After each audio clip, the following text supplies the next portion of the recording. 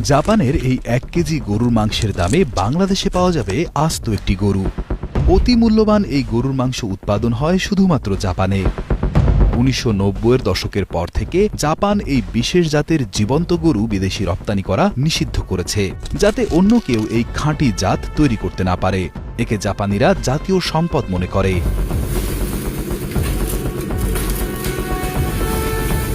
এরা মূলত জাপানের দেশি গরু, যা প্রায় ২০০০ বছর ধরে সেখানে বংশবিস্তার করে আসছে।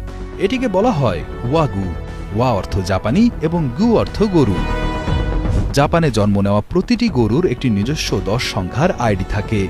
তাদের নাকে কালি লাগিয়ে নোজ প্রিন্ট বা নাকের ছাপ নেওয়া হয়, যা মানুষের আঙুলের ছাপের মতোই নকল করা অসম্ভব।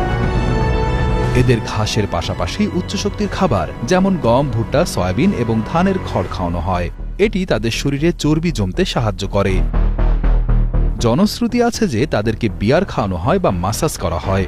তবে কিছু খামারি গরুর ক্ষুধা বাড়াতে এবং স্ট্রেস কমাতে বিয়ার খাওয়ায় এবং রক্ত সঞ্চালন বাড়াতে ব্রাশ দিয়ে মাসাজ করে।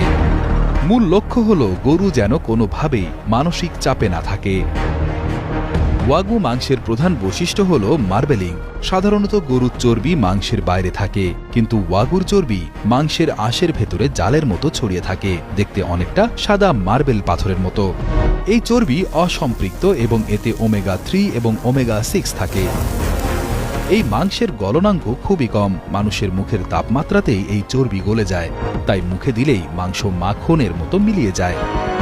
জাপানি ওয়াগুকে A1 থেকে A5 পর্যন্ত গ্রেড দেওয়া হয়। A5 গ্রেড হল সর্বোচ্চ। আন্তর্জাতিক বাজারে প্রতি কেজি A5 বাংলাদেশি টাকায় প্রায় ৩৫ থেকে ৬০,০০০ টাকা বা তারও বেশি হতে পারে।